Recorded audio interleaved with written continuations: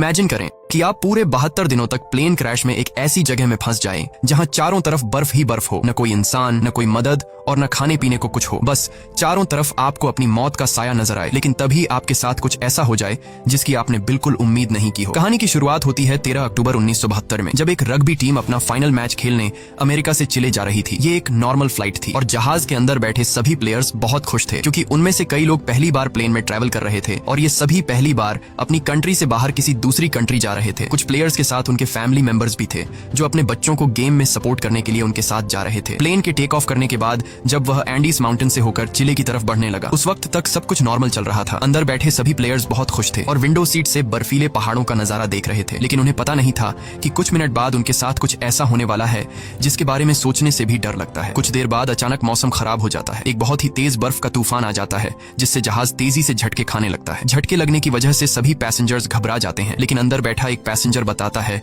कि जब कोई प्लेन पहाड़ों के ऊपर से गुजरता है तो प्लेन में टर्बुलेंस होता है, यानी ये कोई खतरे की बात नहीं है, जल्द ही सब कुछ नॉर्मल हो जाएगा। लेकिन जैसे जैसे ये प्लेन आगे बढ़ रहा था, इसका टर्बुलेंस भी बढ़ता जा रहा था। जहाज अब और तेजी से झटके खाने लगा। प्लेन के अंदर मौजूद सारा सामान इधर उधर गिरने लगा। ये देखकर लोगों के बीच हलचल मच गई। पायलट्स जहाज को संभालने की कोशिश कर रहे थे, मगर अब जहाज कंट्रोल से बाहर हो गया था। इससे पहले कि पायलट्स कुछ कर पाते, सामने एक पहाड़ आता है और ये जहाज सामने के पहाड़ से जा टकराता है और दो हिस्सों में अलग हो जाता है। एक प्लेयर तो जहाज के टकराते ही प्लेन के पिछले पार्ट के साथ ही उड़ जाता है और हवा में गायब हो जाता है, जबकि प्लेन का आगे का हिस्सा तेजी से रगड़ते हुए बर्फ की एक बड़ी सी चट्टान से जा टकराता है। ये टकराव इतना तेज था कि प्लेन की सभी सीट्स एक दूसरे के साथ चिपक जाती हैं, जिसमें कई लोग कुचल कर मारे गए। अब जो लोग इस एक्सीडेंट से बच गए थे, उन्होंने खुद को संभाला और कैबिन में मौजूद बाकी लोगों की मदद करने लगे। कुछ प्लेयर्स जल्दी से पायलट्स के पास पहुंचे और उन्हें बाहर निकालने की कोशिश की, लेकिन इस दौरान ये दोनों पायलट्स भी मारे गए थे। ये एक बहुत ही दर्दनाक माहौल था। हर तरफ खून ही खून फैला हुआ था। चारों तरफ लाशें बिखरी हुई थीं। इस प्लेन में टोटल 45 लोग ट्रैवल कर रहे थे, मगर इस क्रैश के बाद 18 लोगों की जान चली गई और सिर्फ 27 लोग जिंदा बचे। अब चूंकि इस जहाज ने शाम को टेक ऑफ किया था, इसलिए थोड़ी देर में ही रात हो गई। बाहर का टेम्परेचर तेजी से गिरने लगा। ठंड इतनी ज्यादा हो चुकी थी कि वो लोग बर्दाश्त नहीं कर पा रहे थे। अब ठंड से बचने के लिए ये लोग वहां पर मौजूद सामान और डेड बॉडीज का इस्तेमाल करके प्लेन के सभी होल्स को बंद कर देते हैं, ताकि बाहर की ठंडी हवा अंदर ना आ सके। और ये सभी लोग ठंड से बचने के लिए एक दूसरे के साथ चिपक कर बैठ गए। इन सभी की हालत काफी खराब थी। ये अभी भी काफी गहरे सदमे में थे, क्योंकि उन्हें समझ आ चुका था कि ये लोग अब नहीं बच पाएंगे। खैर, जैसे तैसे करके इन लोगों ने रात गुजारी। जब सुबह धूप निकली तो उन्होंने देखा कि 4-5 और लोग ठंड की वजह से मर गए हैं। लेकिन अच्छी बात यह थी कि अब तूफान रुक चुका था। बाहर का मौसम नॉर्मल हो चुका था। जब ये लोग प्लेन से बाहर आए तो उन्हें दूर दूर तक चारों तरफ सफेद बर्फ के अलावा और कुछ भी नहीं दिखाई दिया। अब इन लोगों को जल्द से जल्द इस जगह से निकलना होगा, क्योंकि ये लोग यहाँ ज्यादा दिन तक जिंदा नहीं रह पाएंगे। इनके आसपास न तो कोई घर था, न ही कोई जानवर और न ही कोई पेड़ पौधे जिनसे ये लोग सर्वाइव कर सकें। अब सबसे पहले इन लोगों ने प्लेन की सीट्स को बाहर निकाला ताकि प्लेन के अंदर सभी के सोने की जगह बन सके। उसके बाद उन्होंने घायल लोगों को धूप में लिटाया ताकि उनकी बॉडी गर्म हो सके और ये लोग पानी पीने के लिए बर्फ को पिघलाकर एक एक बूंद करके पानी जमा करने लगे। उसके बाद उन्होंने सभी लोगों का सामान इकट्ठा किया। कोई काम की चीज मिलने पर उसे एक अलग सूटकेस में रखते गए। अब जो लोग इस एक्सीडेंट में मारे गए थे, उनकी बॉडीज को कुछ लोग प्लेन से दूर लाते हैं और उन्हें बर्फ से ढक देते हैं ताकि उन्हें सड़ने से बचाया जा सके। और जब यहाँ मदद पहुंचे तो ये लोग उन डेड बॉडीज को अपने साथ ले जा सके। जब चीजें थोड़ी सुलझ गईं तो इन लोगों ने सुकून की सांस ली। इन सभी को बहुत ज्यादा भूख लगी हुई थी। अब बचे हुए खाने में से एक एक टुकड़ा सब में बांटा गया। वैसे तो खाने का ये एक टुकड़ा बहुत ही कम था, पर जिंदा रहने के लिए इतना काफी था। हालांकि सब जानते थे कि यह खाना उन्हें तब तक चलाना होगा जब तक उनके पास कोई मदद न पहुंचे। सबको लगा कि अब तक गवर्नमेंट को पता चल चुका होगा कि उनका प्लेन क्रैश हो चुका है और जल्द ही इन लोगों को रेस्क्यू कर दिया जाएगा। इसीलिए वे सब एक साथ बैठकर मदद का इंतजार करने लगे। असल में जिस जगह उनका प्लेन क्रैश हुआ था वह दरअसल एक वैली थी जिसके चारों तरफ ऊंचे पहाड़ थे, जिस वजह से यहाँ से निकलना इतना आसान नहीं था। अभी ये बातें चल ही रही होती हैं कि तभी ऊपर से प्लेन गुजरता है। प्लेन को देखकर ये सभी जोर जोर से चिल्लाकर अपनी मौजूदगी जाहिर करते हैं, लेकिन इसका कोई फायदा नहीं होता, क्योंकि वो प्लेन काफी ऊंचाई पर था, जिससे वो नीचे मौजूद फंसे हुए लोगों को देख नहीं पाता और प्लेन उनकी नजरों के सामने से होते हुए गायब हो जाता है। कुछ घंटे बाद रात हो गई। ये सभी एक्स्ट्रा कपड़े पहनकर प्लेन के अंदर छिप गए और अंदर मौजूद लगेज का इस्तेमाल करके प्लेन के सभी होल्स को बंद कर देते हैं। इस तरह से ये रात भी गुजर गई और अगली सुबह नांदो नाम के एक आदमी को होश आया, जो प्लेन क्रैश के बाद से ही बेहोश पड़ा था। नांदो की हालत इतनी खराब थी कि वो अपने पैरों पर खड़ा नहीं हो पा रहा था, लेकिन इसके बावजूद वो अपनी बहन के पास गया और उसे गले से लगा लिया। जब नांदो ने अपने पेरेंट्स के बारे में पूछा तो उसे बताया गया कि उसके मॉम डैड मर चुके हैं। ये सुनकर उसे काफी दुख हुआ। उधर बाकी लोगों ने दोबारा से बर्फ पिघलाई और थोड़ा पानी इकट्ठा किया और उसे पीकर गुजारा करने लगे। उन्होंने जमीन पर एक्स का साइन भी बनाया ताकि ऊपर से गुजरने वाले जहाज को नजर आ सके। कुछ देर बाद एक और प्लेन उनके ऊपर से गुजरा, जिसे देखकर ये लोग बहुत खुश हो जाते हैं और इन लोगों ने शीशे चमकाकर उसका ध्यान खुद की तरफ खींचने की कोशिश की, लेकिन ये प्लेन भी उन्हें इग्नोर करके चला गया। ये लोग खुश थे क्योंकि उन्हें लग रहा था कि शायद उस प्लेन ने हमें देख लिया है और अब बहुत जल्द उनके पास मदद पहुंच पहुंच जाएगी। लेकिन इस तरह से एक रात और गुजर गई पर कोई उन्हें बचाने नहीं आया। अब उन्हें समझ आ जाता है कि यहाँ हमें कोई भी बचाने नहीं आएगा,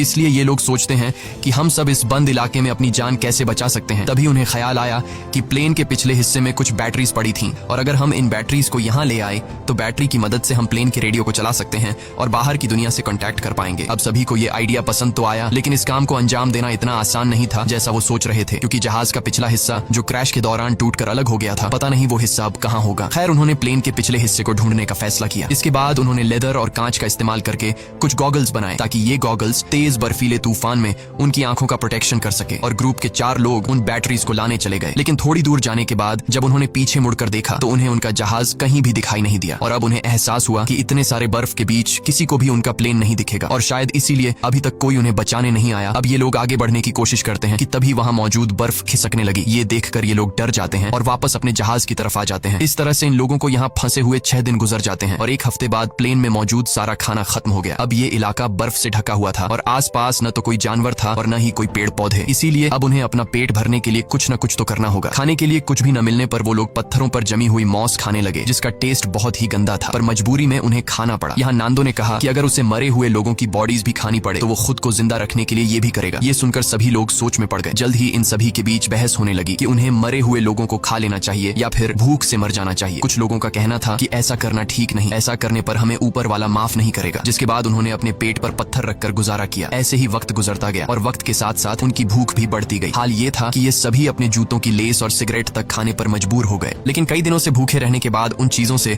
उनकी भूख कहाँ मिटने वाली थी। ऐसे ही कुछ दिन और गुजर गए और भूख के चलते नंदो की बीमार बहन मर गई। नंदो ने अपने माता पिता के साथ साथ अपनी बहन को भी खो दिया। इस तरह से वक्त गुजरता गया और इन लोगों ने जैसे तैसे करके खुद को 9 दिनों तक जिंदा रखा। लेकिन अब तक उनकी भूख इतनी बढ़ चुकी थी कि उनके दिमाग ने भी काम करना बंद कर दिया था और अब उनकी मौत उनसे सिर्फ 1 कदम दूर थी। अब उनके पास कोई और दूसरा चारा नहीं था, इसीलिए उन्होंने उन डेड बॉडीज को खाने का फैसला किया। सबसे पहले 4 लोग प्लेन से बाहर गए और लाशों को काटकर खाने लगे। उन्हें खाते देख कुछ और लोगों ने भी अपना मन बदल दिया और वे भी उनके पास गए अपना पेट भरने के लिए। लेकिन 5 लोग ऐसे थे जिन्हें अपनी मौत तक मंजूर थी, पर किसी दूसरे इंसान को खाना ठीक नहीं समझा। अगले दिन से ये लोग लाशों को दूर ले जाकर काटने लगे ताकि इन 5 लोगों को कोई तकलीफ न हो। यहाँ पर नुमा नाम के एक लड़के को बर्फ में दबा एक सूटकेस मिला। सूटकेस को खोलने पर उन्हें अंदर एक रेडियो मिला। रेडियो को ऑन करने के बाद उन्हें पता चलता है कि इसमें सिग्नल नहीं है, जिसके लिए इन लोगों ने चीजों को जोड़कर एक एंटेना बनाया और इस रेडियो पर उन्होंने एक न्यूज सुनी जिसमें बताया जा रहा था कि सरकार ने इनके खोज में कई रेस्क्यू ऑपरेशंस चलाए थे और 66 के करीब हवाई जहाजों को उनकी तलाश में भेजा था। लेकिन इतनी कोशिशों के बावजूद जब इन लोगों का कोई अता पता नहीं चल सका तो सरकार ने उन्हें मरा हुआ डिक्लेयर कर दिया। इसीलिए अब गवर्नमेंट ने इन लोगों को ढूंढना बंद कर दिया है। ये खबर सुनकर ग्रुप के सभी लोगों की हिम्मत टूट गई और उनके जिंदा बचने की सारी उम्मीदें मिट्टी में मिल गईं। अब उन बचे हुए 5 लोगों में से जिन्होंने डेड बॉडीज को खाने से इनकार कर दिया था, उनमें से 4 लोगों ने भी मांस खा लिया, क्योंकि वे जान चुके थे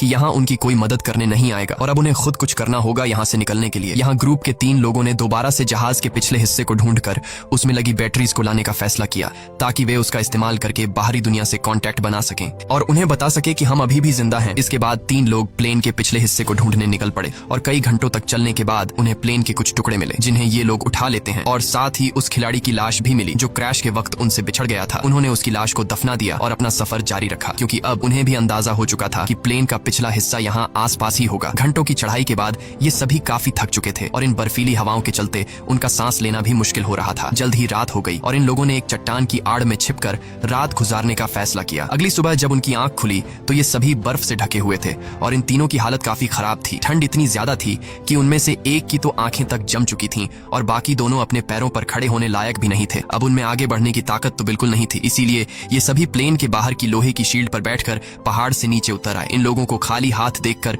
पूरे ग्रुप में उदासी छा गई और उस आखिरी बचे आदमी ने भी इंसानी मांस खा लिया और अपनी किस्मत को कोसता हुआ सो गया। ऐसे ही दिन गुजरते गए और इन लोगों ने जैसे तैसे करके खुद को 17 दिनों तक जिंदा रखा। लेकिन यहाँ बुरी बात ये थी कि पिछले 5 दिनों से बाहर का मौसम काफी खराब था। तूफान से बचने के लिए सभी प्लेन के अंदर बैठे होते हैं कि तभी एक बड़ा तूफान आता है और प्लेन को अंदर बर्फ से भर देता है। अंदर मौजूद कई लोग बर्फ के नीचे दब जाते हैं। अब जो लोग ऊपर रह गए थे वो इस हादसे से काफी घबरा गए, लेकिन फिर उन्होंने हिम्मत दिखाते हुए बर्फ को खोदकर अंदर दबे लोगों को बाहर निकाला। अब सभी लोग तो समय रहते बाहर आ गए, लेकिन एक लड़की बर्फ में काफी नीचे तक दब गई थी, जिसकी बर्फ में दम घुटने से मौत हो गई। ये लोग बहुत ज्यादा घबराए हुए थे और ये लोग इस हादसे से ठीक से संभल नहीं पाए थे कि तभी उन्हें बाहर से अजीब सी आवाजें सुनाई देने लगी। जब ये लोग बाहर की तरफ देखते हैं तो उन्हें पता चलता है कि एक और तेज तूफान उनकी तरफ आ रहा है जो पहले से भी ज्यादा तेज है। एक और तूफान आता है और ये सभी दोबारा से बर्फ में दब जाते हैं। ये तूफान इतना तेज था कि पूरा का पूरा जहाज बर्फ से भर गया। कुछ लोगों की तो मौके पर ही मौत हो गई अंदर फंसे लोगों के पास अब निकलने का कोई रास्ता नहीं था, जिसमें से एक साथी ने फटाफट जहाज की छत में एक छेद बनाया ताकि उन्हें ऑक्सीजन मिल सके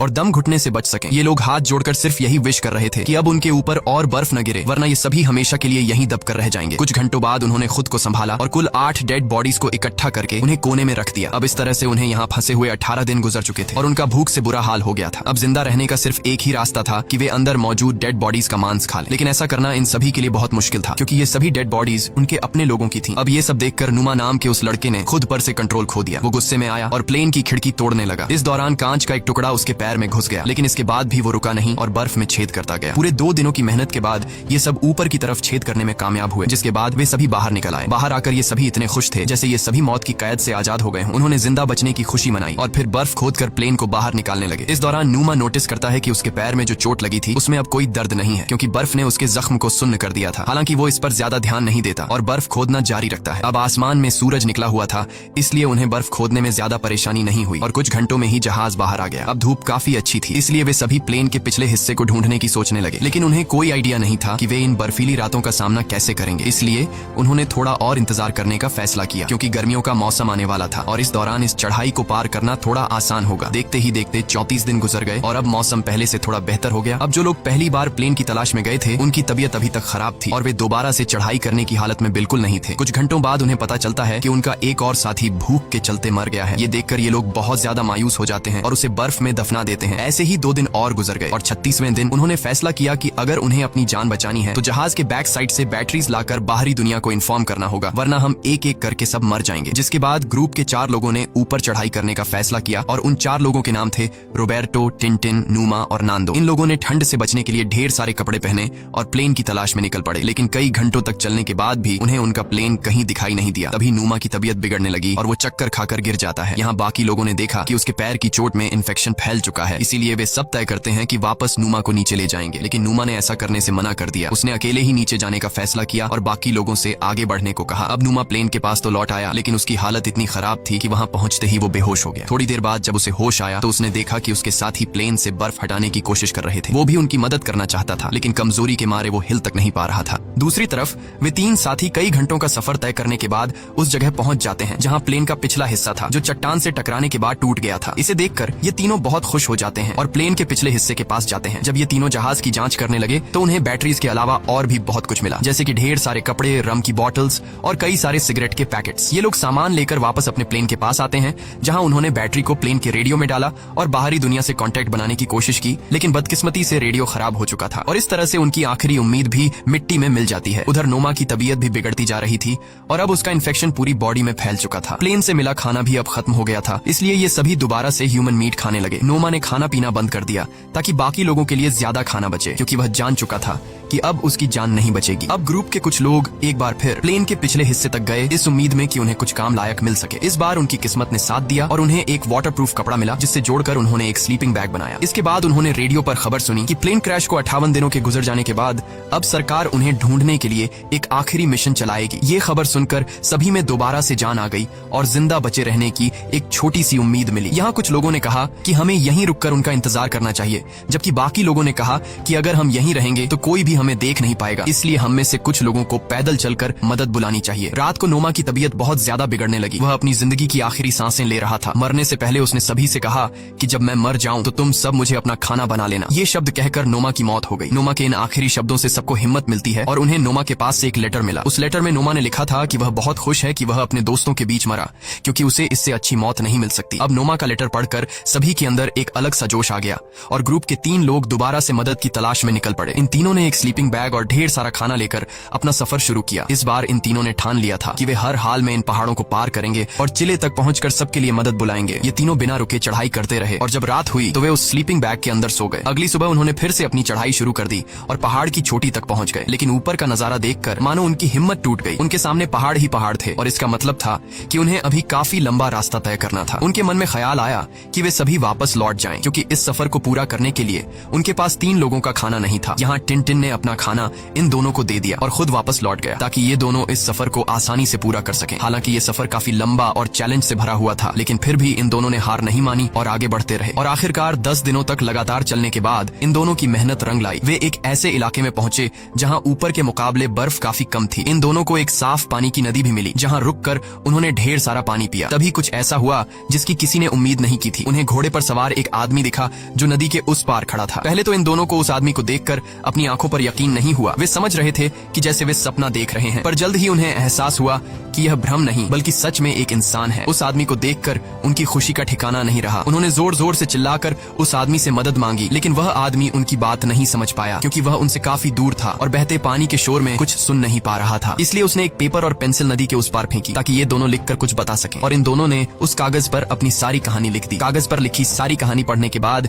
ये आदमी उस कागज को लेकर सरकारी ऑफिसर के पास पहुंचा, जहां ऑफिसर को भी पता चला कि 2 महीने पहले जिस प्लेन क्रैश में हम लोगों को मरा हुआ समझ रहे थे, उनमें से कुछ लोग अभी भी जिंदा हैं। और खबर मिलते ही सरकार ने इन सभी लोगों को बचाने का मिशन चालू कर दिया। ये आदमी रोबर्टो और नांदो को अपने घर ले आया जहां उन्होंने पेट भरकर खाना खाया। अब ये खबर पूरे शहर में आग की तरह फैल गई और बहुत जल्द वहां रिपोर्टर्स का मेला लग गया और बर्फीले पहाड़ों के बीच फंसे लोगों ने भी ये खबर रेडियो पर सुन ली, जिससे सभी खुशी के मारे उछलने लगे। इसके बाद उन्होंने अपने हाथ मुंह धोए और अपना अपना सामान पैक कर लिया। जल्द ही रेस्क्यू टीम रोबर्टो और नांदो को लेकर उस लोकेशन पर पहुंची और प्लेन क्रैश के 72 दिनों बाद आखिरकार उन लोगों को बचा लिया गया। इसके बाद इन सभी लोगों को शहर लाया गया जहां ये लोग अपने परिवार वालों से मिले और शहर के सभी लोगों ने इनका हीरोज की तरह स्वागत किया। अब इन सभी लोगों को हॉस्पिटल में एडमिट किया गया। यहाँ इन सभी ने एक दूसरे को नहलाने में मदद की और फिर इन लोगों को अलग अलग बिस्तर दिए गए। लेकिन उस रात भी ये सभी एक दूसरे के साथ सोए क्योंकि इस हादसे के बाद ये सभी काफी गहरे सदमे में थे। कहानी के एंड में हमने जाना कि इस प्लेन में कुल 45 लोग ट्रैवल कर रहे थे, जिनमें से सिर्फ 16 लोगों की जान बच पाई। इसी के साथ सच्ची कहानी पर बनाई गई ये फिल्म खत्म हो जाती है। अगर आपको स्टोरी अच्छी लगी हो तो हमारे चैनल को सब्सक्राइब और वीडियो को लाइक जरूर कीजिएगा।